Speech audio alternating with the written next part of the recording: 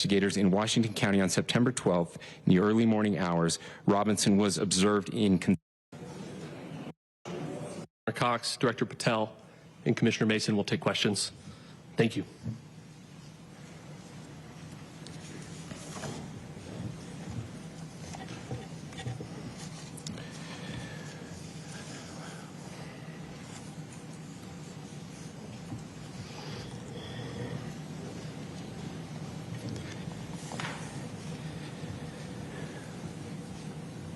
Good morning, ladies and gentlemen.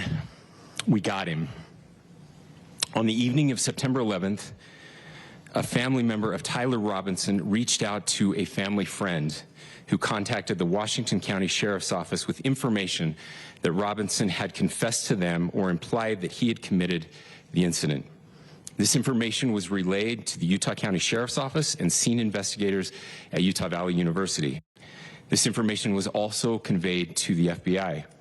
Investigators reviewed additional video footage from UVU surveillance and identified Robinson arriving on UVU campus in a gray Dodge Challenger at approximately 8:29 a.m.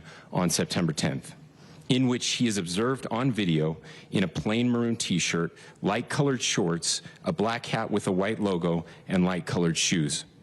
When encountered in person by investigators in Washington County on September 12th in the early morning hours, Robinson was observed in consistent clothing with those surveillance images. Investigators interviewed a family member of Robinson who stated that Robinson had become more political in recent years. The family member referenced a recent incident in which Robinson came to dinner prior to September 10th, and in the conversation with another family member, Robinson mentioned Charlie Kirk was coming to UVU. They talked about why they didn't like him and the viewpoints that he had. The family member also stated Kirk was full of hate and spreading hate. The family member also confirmed Robinson had a gray Dodge Challenger. Investigators identified an individual as the roommate of Robinson.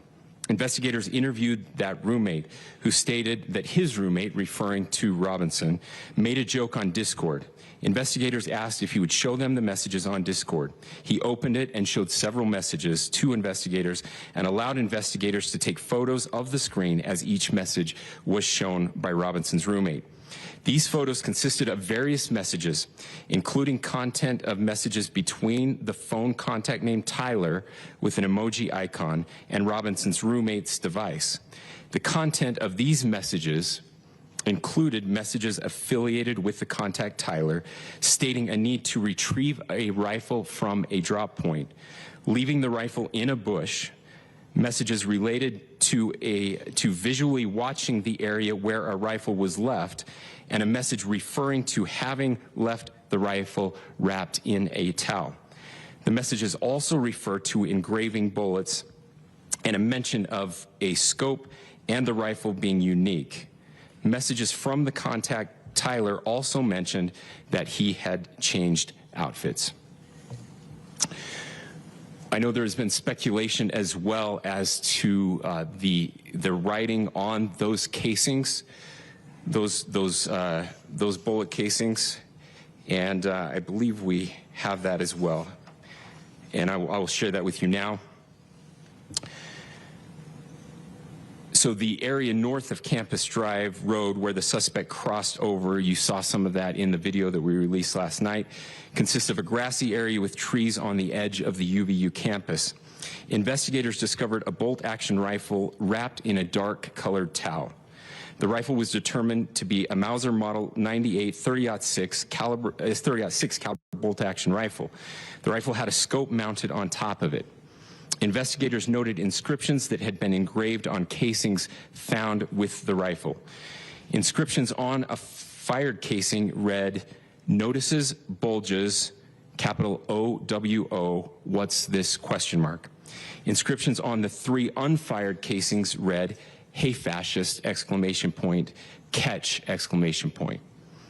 Up arrow symbol, right arrow and symbol, and 3 down arrow symbols. A second unfired casing read, "Oh Bella Chow, Bella Chow, Bella Chow, Chow Chow," and a third unfired casing read, "If you read this, you are gay, LMAO." We are indebted to law enforcement across the state who's worked seamlessly together, local law enforcement, state law enforcement, and our federal partners with the Federal Bureau of Investigation. We're grateful for everyone who worked together in such a short amount of time to find this person and to bring justice. I want to thank the public who has been so engaged, reviewing videos, helping us with sending in tips, and helping us get to this point. I want to thank the family members of Tyler Robinson who did the right thing in this case and were able to bring him into to law enforcement as well. I especially want to thank the family of Charlie Kirk, Erica, Charlie's parents, his children. I want us to be thinking of them as we bring justice in this case. They will be involved in that justice. We will be working very closely with them as we move through this process as well. This is a very sad day for our country, a terrible day for the state of Utah, but I'm grateful that at this moment we have an opportunity to bring closure to this very dark chapter in our nation's history. With that, I will now turn the microphone over to the Director of the FBI, Kash Patel. Thank you, Governor. This is what happens when you let good cops be cops.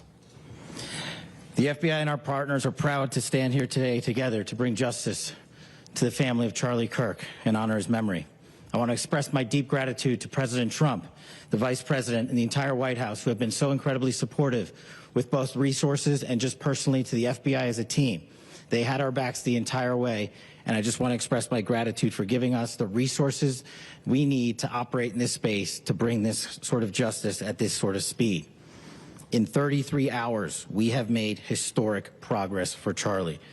Governor Cox, our partnership has been absolutely incredible these last few days. Our partnership will endure. Your state and local partners, your sheriffs, your DPS community has been unbelievably impressive in the hardest of times. And a case like this cannot be solved, cannot be brought without partnering with your state and local authorities. The FBI has a certain role to play, and we will play that role, and we will lead out for the federal government. But Governor Cox, we are so grateful for your state partnership that led out on this investigation. A little bit of the timeline. Charlie was shot at 12:23 p.m. on Wednesday. The first FBI agents arrived on scene in 16 minutes with chiefs of police at 12:39 and secured the scene. The FBI immediately launched fixed-wing assets. We utilized these assets to transport personnel, specialty technicians, hostage rescue teams. We also utilized these assets to go back and forth from the East Coast and here in Utah to transport forensic evidence and other evidence that will be analyzed and is being analyzed at our FBI laboratories in Quantico and other laboratories, including the ATF. At my direction, the FBI released the first set of FBI photos of the suspect at 10 a.m. local time on 9/11. Then, shortly thereafter, the FBI reward of $100,000 was released at 10:45 a.m. local. Myself and Deputy Director Bongino arrived on the scene at approximately 5:30 p.m. on 9/11. The governor led a press conference last night at approximately 8 p.m. where at my direction, the FBI released a never-before-seen video of the suspect. We also released new images to the public of the suspect. And just last night, the suspect was taken into custody at 10 p.m. local time. In less than 36 hours, 33 to be precise, thanks to the full weight of the federal government and leading out with the partners here in the state of Utah and Governor Cox, the suspect was apprehended in a historic time period. And I want to highlight what Governor Cox said. This would not have been possible without you, the media, and you, the public. That's why we went so public, so fast, and we're so transparent, and we're committed to that transparency. The crime scene, just a little bit there. It is a large crime scene. State and local authorities, along with federal authorities, processed that crime scene quickly. And I even had the ability to walk through that crime scene and walk through the steps the suspect took to learn more about what was needed and what resources we needed to bear to create a full picture for the FBI and leadership back in Washington. Furthermore, thankfully to state and local partners, forensic evidence has been seized and continues to be garnered. Forensic evidence has already been evaluated at FBI laboratories in Quantico and state and local authorities here. We will continue to process evidence as we see it, as we collect it, and we will continue to deliver to Governor Cox and his team. Last night, we had a total of approximately 7,000 leads. As of this morning, thanks to your great work, we have over 11,000 leads that were called in to the FBI, and we are running out every single lead that we can. Every one of those leads will be run out. The arrest is a testament to the dedication of good law enforcement being great and partnerships in law enforcement, which I've tried to highlight as my tenure as the director of the FBI. There is no better relationship for law enforcement than the FBI to partner with state and local authorities, and you've seen it here in these last few days. The FBI Salt Lake Field Office, along with our offices in LA, Phoenix, Denver, San Antonio, Las Vegas, Pittsburgh, Buffalo, our headquarters component in Quantico, all participate in the FBI. I want to express my deep gratitude to the employees of the FBI, the men and women, the evidence response team tacticians, the special operators, the agents, the support staff. You have done monumental work in historic time when the public, who had a right to demand such an expeditious solving of an investigation, the FBI answered that call diligently, critically important to our nation, and we delivered. And I'm proud to be their leader, and I'm proud to be the director of the FBI. This is a very much an ongoing investigation, as the governor said, and we will continue to work with state and local authorities to develop the investigation, to provide them the evidence they need for their ongoing prosecutions, and we will be here to answer every call they absolutely have, as long as it takes, for as long as we need to find and apprehend whatever suspects were involved in this crime. Lastly, to my friend Charlie Kirk, rest now, brother. We have the watch, and I'll see you in Valhalla.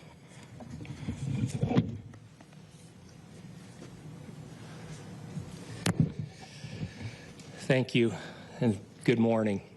I would just like to take a few minutes as the sheriff to express my gratitude for everybody who has played a part in this investigation. As you know, it's been a vast, a complicated, and a very, very fast-paced investigation. You're looking at people standing up here who are running on, if they got an hour's sleep in the last couple of days, they're probably lucky. It has been very taxing. It has been so impressive, speaking on behalf of the local law enforcement, to see the cooperation that we've seen in this type of case. Across the state, sheriffs, chiefs, our state partners have stepped up and have come to the call on anything that we needed. Our county chiefs have been phenomenal. Our Utah County Attorney, Jeff Gray, who's standing up here with us, has been phenomenal in leading us through this investigation. I would like to thank the federal government for their resources, their assets. Our local team here, our FBI team, has been extraordinary in helping us work through this and bring this person to justice. Most of all, I would like to thank the public, and specifically, I would like to thank the public who turned to prayers and who turned to positiveness for us.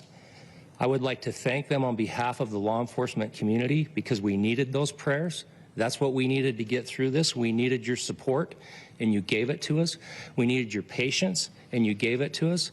And I would like to thank you for the Kirk family, because that's what they need, is your support and your prayers, and that will get us through all of this. So thank you, everybody, for everybody that have stepped up. We've had such a phenomenal response to this. Thank you.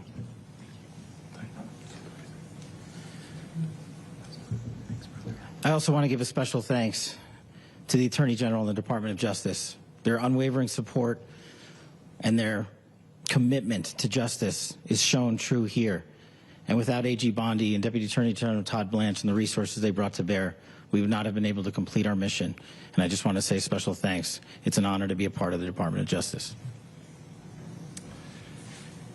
Thank you again to our incredible law enforcement team who has worked so hard.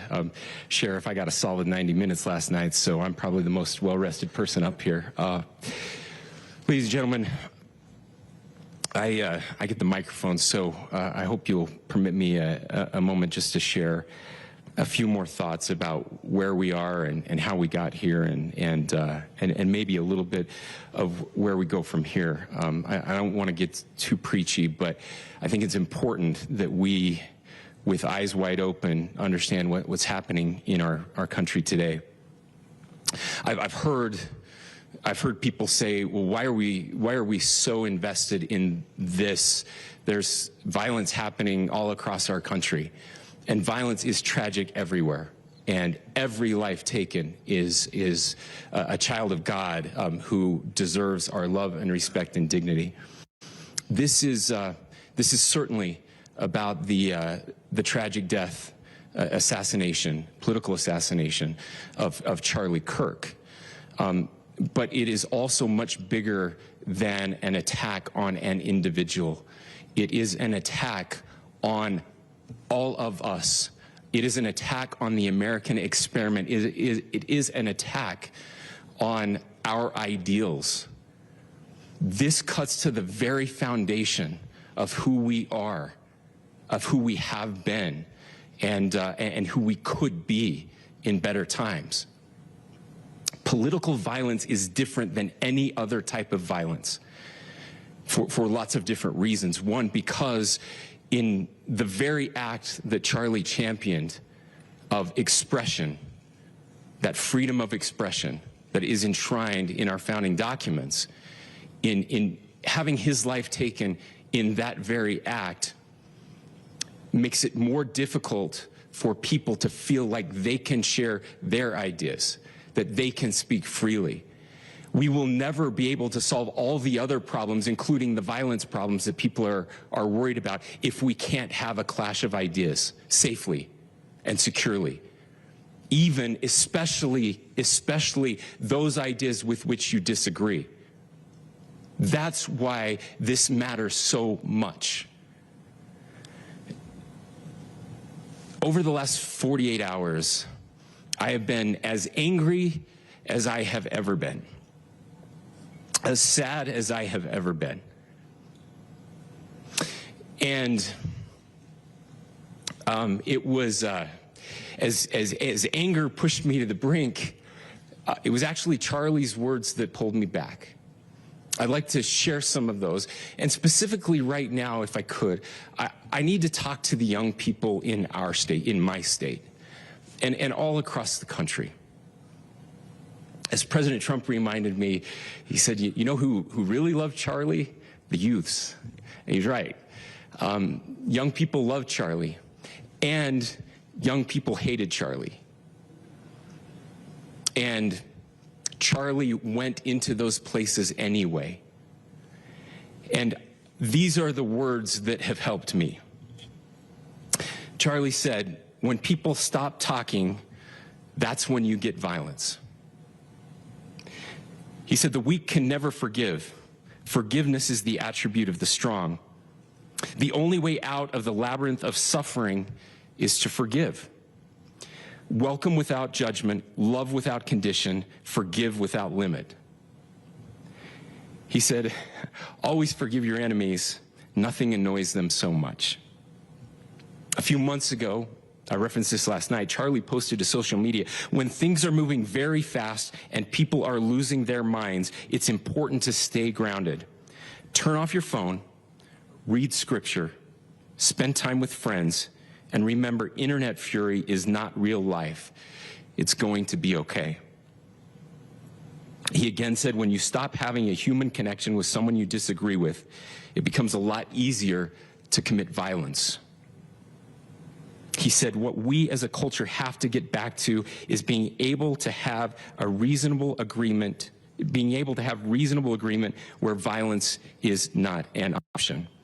Now, again, to my young friends out there, you are inheriting a country where politics feels like rage. It feels like rage is the only option. But through those words, we have a reminder that we can choose a different path. Your generation has an opportunity to build a culture that is very different than what we are suffering through right now.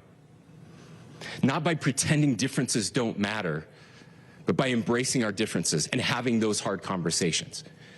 I think we need more moral clarity right now. I hear all the time that words are violence. Words are not violence. Violence is violence. And there is one person responsible for what happened here. And that person is now in custody and will be charged soon and will be held accountable. And yet, all of us have an opportunity right now to do something different. I want to thank my fellow Utahns. You know, this bad stuff happens. For 33 hours, I was praying that if this had to happen here, that it wouldn't be one of us. That somebody drove from another state, somebody came from another country. Sadly, that prayer was not answered the way I had hoped for, just because I thought it would make it easier on us if we could just say, hey, we don't do that here.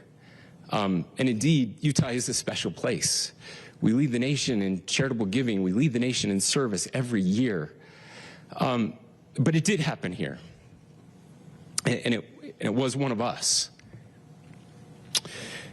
But I want you to look at how Utahns reacted the last 2 nights. There was no rioting. There was no looting. There were no cars set on fire. There was no violence. There were vigils and prayers and people coming together to share the humanity. And that, ladies and gentlemen, I believe is the answer to this. We can return violence with violence. We can return hate with hate. And that's the problem with political violence, is it metastasizes, because we can always point the finger at the other side. And at some point, we have to find an off-ramp, or it's going to get much, much worse. But see, these are choices that we can make. History will dictate if this is a turning point for our country. But every single one of us gets to choose right now if this is a turning point for us. We get to make decisions. We have our agency. And I desperately call on every American, Republican, Democrat, liberal, progressive, conservative, MAGA, all of us to please, please, please follow what Charlie taught me. I'll just conclude with words I share often from a friend and author, Yuval Levin, who was asked if he was optimistic about our country. And he said, I'm not optimistic. He said, I hate optimism. Like, that sounds bad. But he said, optimism is a vice. It's this idea that good things are just going to happen. And he said, in the history of the world, good things have never just happened. He says, I'm not optimistic, but I am hopeful.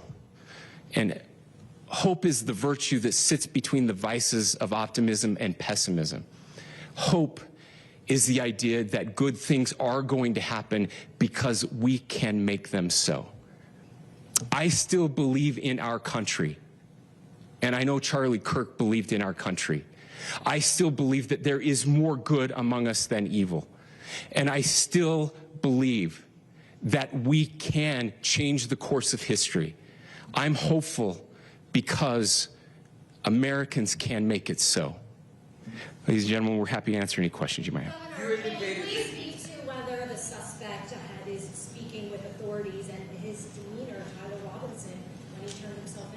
I cannot speak to that right now. Governor, how do you interpret the engravings on casing? Well, I will leave that up to you to interpret what those engravings mean. I think the clearest one that says "catch fascist," there's not. And by the way, that's like catch like a ball, catch this. That's I think that speaks for itself. Governor, you indicated that he had been communicating. Please. This level of hatred that this person expressed in the dinner. Beyond that, is there anything in your view that you discovered that may have radicalized or changed him to prompt him to commit such a horrific? There's nothing more that we can share at this time. Governor, you indicated that he had been communicating with a friend on Discord about the gun. Do you anticipate any more arrests? We do not at this time have any information that would lead to any additional arrests. Do you believe he acted alone? Yes, but the investigation is ongoing. How he came into custody of police and where he is right now? Yes, so right now, Mr. Robinson has been booked into the Utah County Jail.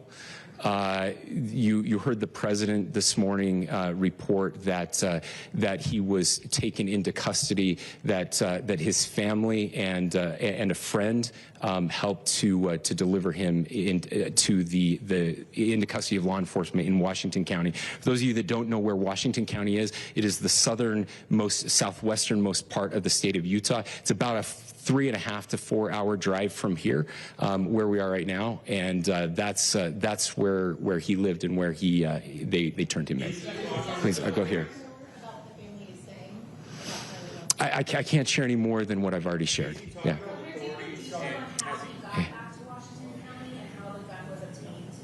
So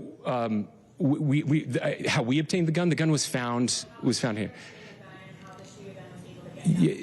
So I don't have much more details on that. We do know that he drove. We had his car here on campus, and then we had his car going south back to the St. George. It's actually the city of Washington in Washington County. Is he talking with authorities, and did he discuss a motive? I'm sorry? We don't have any information that would lead us to believe that. Yes, in fact, it was just released. Yes. Talking with authorities, and did he discuss a motive? I can't answer that right now. Yeah, thank you. Over here. Very eloquently about trying to reunite this country. Do you feel this is a watershed in American history? I absolutely believe that this is a watershed in American history. Yes. The question is, what kind of watershed? And that chapter remains to be written. Is this the end of a dark chapter in our history, or the beginning of a darker chapter in our history? Look, I mean, if you look at true political assassinations in this country of someone of this stature, this feels a lot like the late 60s, and having one so gruesomely displayed on camera in all of our hands and in all of our pockets. We are not wired as human beings biologically, historically. We have not evolved in a way that we are capable of processing those types of violent imagery. And by the way, we've seen another one with a gruesome stabbing very recently that went viral. This is not good for us. It is not good to consume. Social media is a cancer on our society right now. And I would encourage, again, I would encourage people to log off, turn off, touch grass, hug a family member, go out and do good in your community. That is happening, and it's happening organically right now. I had a friend in a small city in Utah who said, we're getting together, the Republicans and Democrats in my little town are getting together to have a discussion tonight, last night, just to find a way to find their better angels. So yes, this could be, I mean, you know, again, you have to go back to JFK to have seen a video live of something like this happening. I wasn't born until 1975, but I know that things were really dark in the late 60s. Sorry to some of you. I know some of you were there. But this is our moment. Do we escalate, or do we find an off-ramp? And again, it's a choice. It's a choice, and every one of us gets to make that choice. Two more questions right here.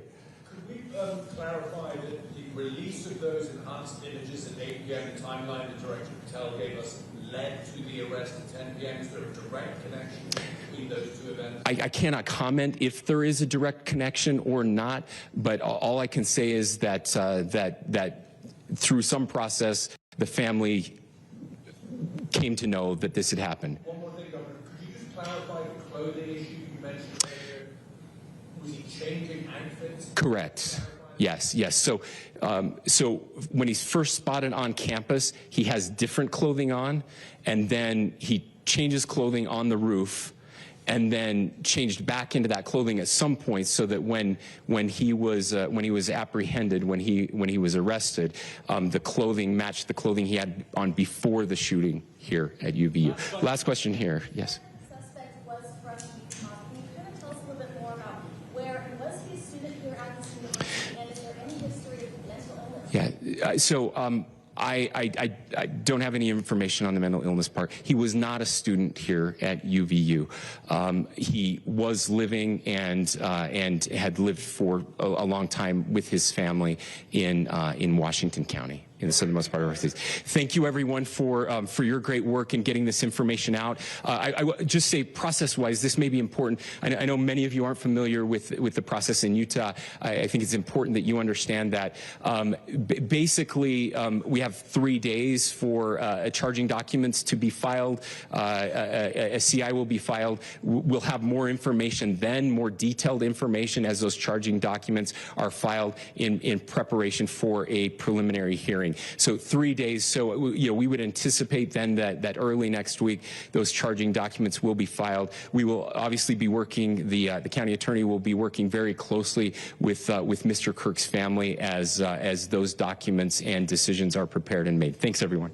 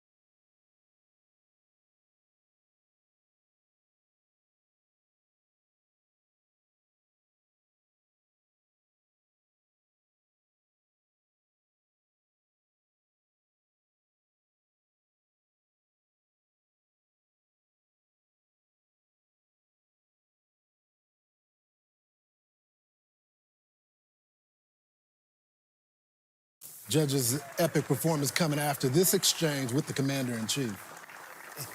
You're going to win. You're going to go all the way, and you'll get in the playoff. I wish it was a little bit bigger, you know. A little bit bigger. What a big player. What a player. So you have that much muscle, you have to hit the ball further. You're a fantastic player. I appreciate that. Unbelievable big player. Thank you. I appreciate that. Great to know you. And let's hope, Yankee fans hope the Yankees go on a big winning streak as they head to Boston. For more on the baseball talk, here's the President of the United States. Great to see you, Mr. President. Welcome, Mr. President. Well, it was like the old days. I was at the Yankee game with Randy and all of the Steinbrenners, the family, which is a great family. And George was a good friend of mine, great friend of mine, actually. And they won the game.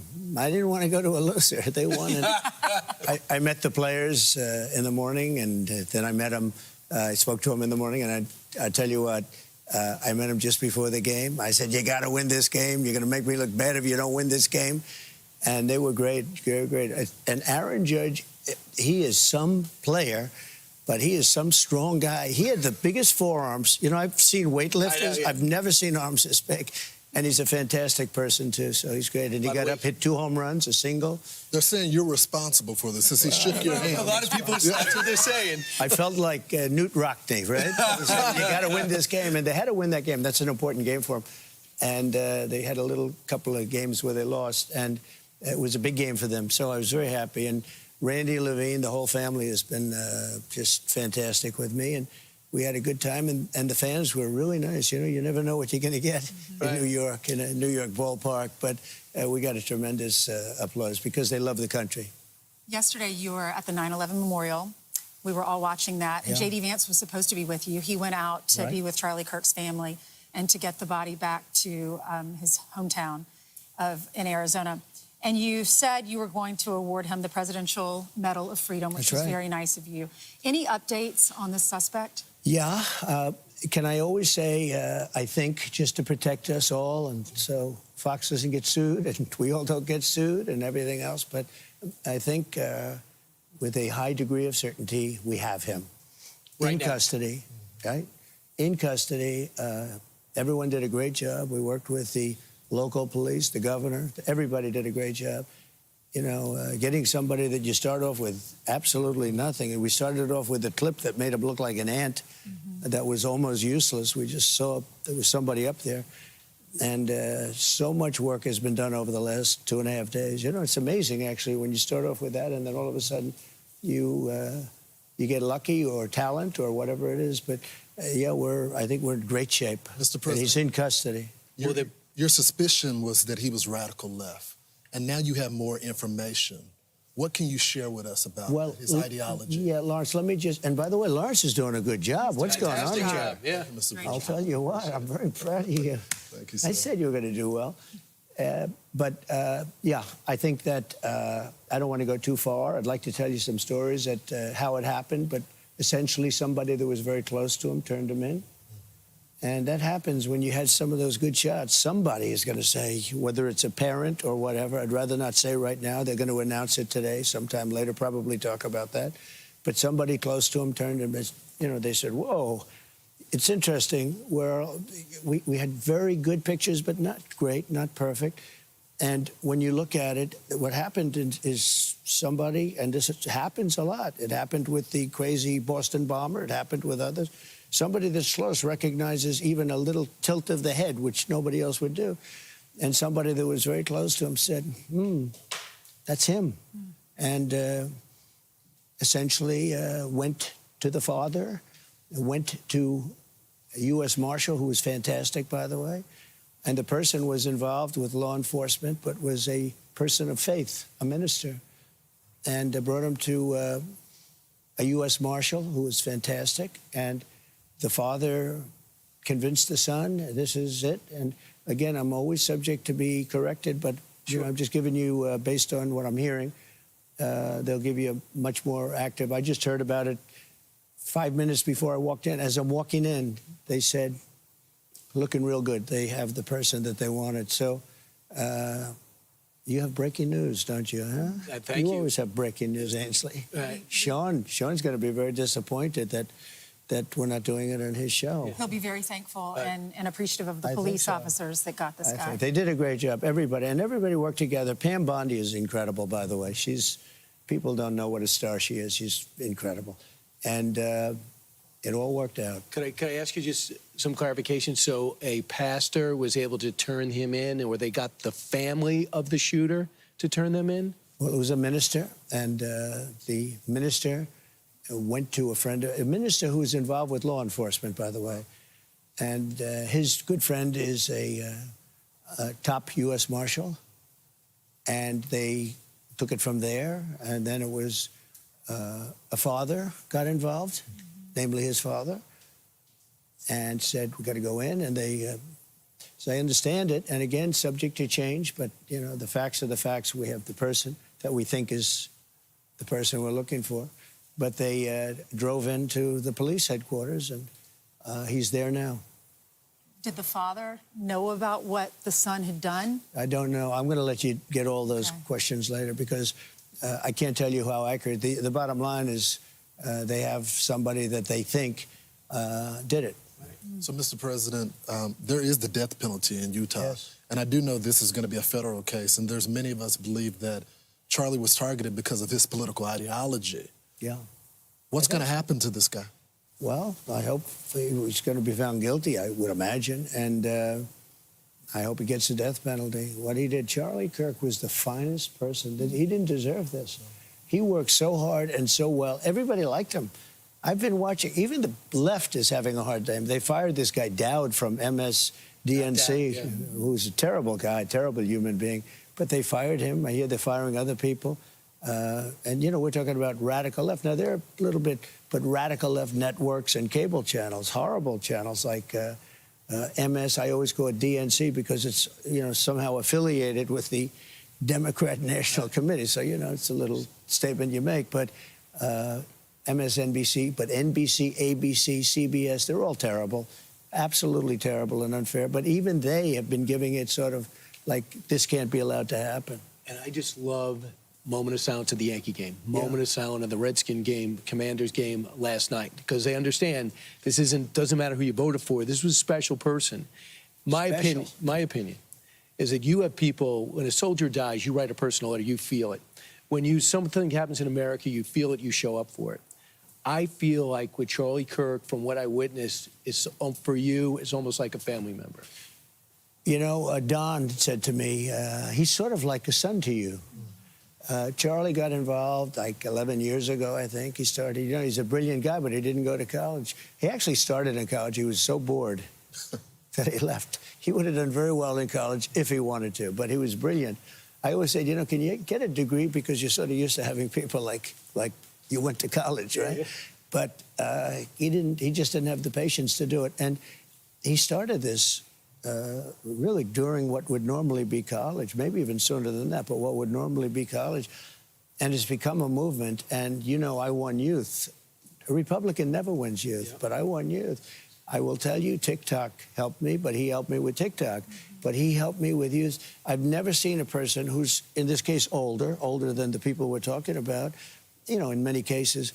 I've never seen young people or any group go to one person like they did to Charlie. Mm-hmm. He'd go out to Arizona, to any school, to Utah, where he was, but any school, also East Coast, anywhere. And he would have bigger rallies than any radical left speaker. And it was killing them because he'd have 5,000 people show up, 10,000 people show up. They'd go and they'd have 50 people, but they talk big league, right?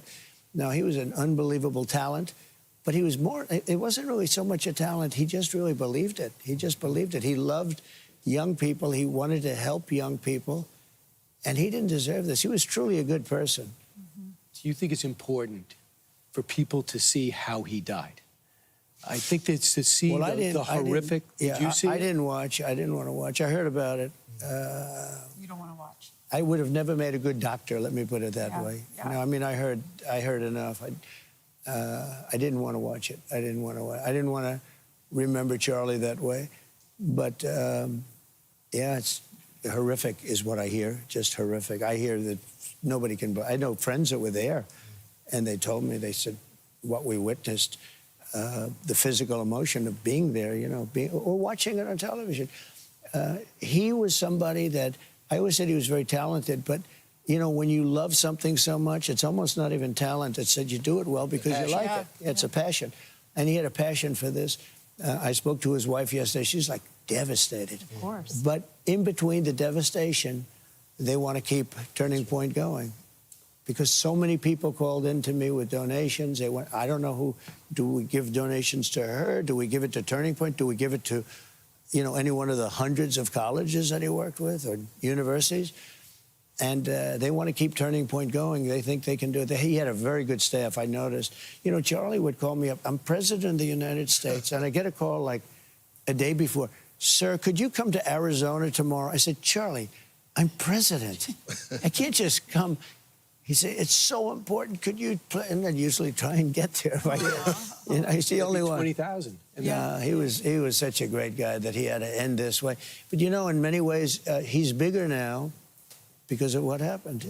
He was really big, important, and I guess this doesn't help his family very much when I say this, but in terms of, you know, very, very important, getting that such a good word, such a solid word. You know, we have so many bad people, so many bad philosophies, ideologies, politics. His was basically just good. Family, he talked about family, he talked about get married, go get married. You know, sounds old-fashioned when you think about it, but he's right. He was just on. And it's a shame that that voice has been stopped. But I think from what I see, you know, I got to know a lot of his people. He had great people, and that includes his wife. She's very talented. He said she's the best writer he's ever seen. You know, she's a writer, among other things. So maybe they can really keep it going. So, Mr. President, was it a one-off? Was this guy that assassinated Charlie? It seems to be. He wasn't a part of a bigger network or anything that we know of? Well, you don't know. I mean, you don't know. I hear these people talking so badly about me and others. I'm a guy that just wants to make America great again. You know, we want to look at what we did in D.C. We took D.C., probably the single worst place in the country in terms of crime. There's no crime. It's a crime-free area. I went to dinner the other night, stood out in the middle of the street, did interviews with you guys, but I did interviews right in the middle of the street. If I did that 6 months ago or a year ago, I would have about a 30% chance of being here to talk about it. We're getting shouted down. And you know, it's amazing. D.C. is now a great safe. Now we're fixing it up physically, too. We're putting in new medians. We're going to give everything a little coat of asphalt so we don't have potholes all over. You know, filling a pothole is fine temporarily, but they'd fill a pothole and never touch it for 10 years. Right. You know, old potholes don't look good. We're going to fix it up. We're going to make it beautiful at a very minimal cost. And we're going to have the most beautiful capital in the world. But even more importantly than that, it's very safe. People would come from Iowa, they'd come from Indiana, and their son would be killed. They'd be killed. And now you can come and you can enjoy. I was very embarrassed because I had the president of Poland in, and they started asking me about D.C. a couple of weeks ago. And I said, we're very proud of the fact that nobody's been killed this week. And he looks at me like, you know, head of Poland. He says, what was that?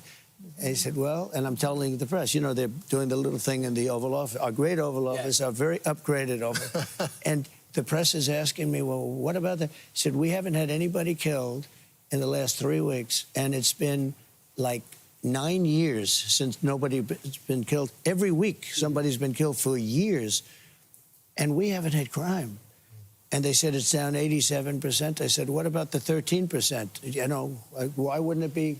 It's down 100%. Right. So you'd be very proud of your capital. You can go there now, and by the way, business is booming. Restaurants are booming. And this all took place within, we really did it in 12 days, but now it's better. You know, each day it becomes even better. Mr. President, what do you say to the families that are watching, the moms, dads, that we've heard so much negative news with the lady being killed on the train, terrible. Right?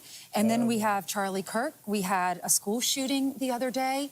And those are just 3 big events that happened in the last few days. So, or that we learned about. The girl was killed in the attempts on your life? Yes. Well, one thing I do say, I mean, look, we have, that maniac has gone through trial right now with a fantastic judge. That was the judge that realized that deranged Jack Smith was deranged, okay?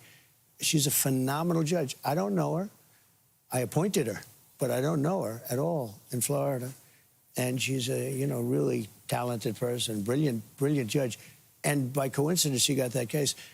And, he's like a wise guy, troublemaker, it seems. But we have to have, for, like, the person that killed the young girl, she was like a beautiful girl, 22, 23 years old. And, when she got onto that train, you could see that she just wanted to hide. Even before this happened, she almost like snuck on. She didn't want to make anything. She just wanted to be. She was afraid. Finished her job. No, she was afraid. But if you look at her before the way she sort of like she wanted to and she's looking at her phone like this, she felt very unsafe. Okay, we can't have that. And then this maniac gets up from behind. That's another one I didn't want to watch. I didn't watch it. I knew what happened, but I didn't want to watch it. And what he did to her was unbelievable. And then he walks through, the knife is dripping blood and everything else. One thing I say, we have to have quick trials. Yeah. I call it quick trial, because in China, they do have quick trials, They don't wait 6 years and you start off guilty and you end up reason. guilty in China. Oh, it's terrible. What happens here is you go through 7, 8 years, and by the time it ends, and then they say, well, he had a reason to do it because he wasn't treated right in grade school, and it's his teacher's fault, and it's the government's fault. That guy they should have a trial the following day, as far as. But do you know that they say? I mean, when you have somebody on tape, here's a guy on tape getting ready to, and then he did his thing. The whole thing is on tape. This should not be going on. This trial will go on. It'll start in 2, 3, 4 years. We have to have, in certain places that do it differently, they have what's called quick trial. You have a fast trial, a fast verdict. Right. Now, if he's guilty, we're going to have to keep him, feed him, take care of him for, let's say he's 28 or 29 years old, I understand. So, like for 50 years, we're going to be feed. But he never should have been let out. Now, in Utah, he shouldn't have been let out. And the judge should be responsible for that, the way she did it. But in Utah, they have the death penalty. And you have a very good governor there. The governor, I've gotten to know him. The governor is very intent on the death penalty in this case, and he should be. In North Carolina, you also have it, but we have to make sure that happens. That was a horrific crime. But I think Ainsley's point is in the big picture. What do you say to people who are saying they see the assassination attempts in your life, they see the Minnesota lawmakers, they see what happened, they see what happened to Charlie, and they're saying, what's going on with the political process? Now, instead of trying to get votes, you're trying to survive. There are lawmakers canceling their events this weekend, AOC on the left and a lot of lawmakers on the right saying, I'm a little concerned about doing a public event. As president, what do you tell them? I say you have to go forward. You just have to go forward. You watch, as closely as you can. You have, I have great people. I mean, I have people now much better and far more. When I was hit in Butler, they wouldn't, it was Biden, but they wouldn't approve. We had 55,000 people. We had, we get these tremendous crowds, and I'd have far fewer people than Biden who'd go out. He had many more Secret Service people than me. And he'd have like 8 people show up, but I have 55 or 60,000 people show up. Butler's a great example of that. And we have great people right now. We had a thing happen that's very big. People don't even talk about it. We won a lot of great decisions. The Supreme Court, I give them a lot of credit. We have a decision on merit. In other words, this country is now a country of merit. You don't have to be a woman or a man or a this or a that. Give me the best person. You don't have to be white or black or Asian or whatever it is. It's all based on merit now. And I wasn't sure if anybody would have the courage to make that decision. That was a big, big decision. When you go down to Washington and you see these people, they happen to be strong soldiers. They're big and strong. They don't mind fighting, as opposed to somebody that really isn't equipped to do that weighs perhaps 100 pounds. And has a third nationality or sexuality, they be him. Correct. You can say it. I'd rather not say it. I want to see. But it's based on merit. You hire people now based on merit. That's the way the country got great. And I give so much credit to the Supreme Court for that. So with some of these people, though, we're going to have to do, the politicians are one thing, and we can talk about that, but we have to have trials that go quickly. Okay. We can't have a trial like this guy. We can't have a trial that's going to start in 3.5 years from now. But he's only one. That was political violence. The Democrats don't want the National Guard there because they say they belong in war zones. But our cities, Chicago, 6 people shot over the weekend, killed. The weekend before that, 11 more. And that's a good weekend. Right. This is happening in every major city. There's a lunatic that's on the street that some Soros DA that is allowed out. What's going to happen? So, I think maybe I'll be the first to say it right now again. We're going to Memphis. Memphis is... That's the next city. Deeply troubled. And the mayor is happy. He's a Democrat mayor. The mayor is happy. And the governor, Tennessee. The governor is happy. Deeply troubled. We're going to fix that just like we did Washington. I would have preferred going to Chicago. I had a man in the head of a big railroad. They're doing a merger, and he wanted to come see me and all that stuff. And I asked him, because, you know, it's one of the largest train companies, maybe the largest, so you can figure out who it is. Okay, Union Pacific. And he was in my office, and he started off 45 years ago with the railroad. It's such a great story. Sir, I'm a railroader. That's the kind of guy that should ride it, you know, as opposed to a Wall Street guy that destroys the railroad, but he's good financially, right? And he was a very impressive guy. And I said, so what do you think? Where should we go next as a city? Because we're going to go 1, 2, 3, and then we'll do a few at a time. But we're going to straighten out the crime in these cities. He said, sir, Memphis would be good because he's on the board of FedEx. He said, when I walk 1 block to my hotel, they won't allow me to do it. They put me in an armored vehicle with bulletproof glass to take me 1 block. He said, it's so terrible. I said, let me ask you a question. So we're going to Memphis. I'm just announcing that now, and we'll straighten that out. National Guard. National Guard and anybody else we need. And by the way,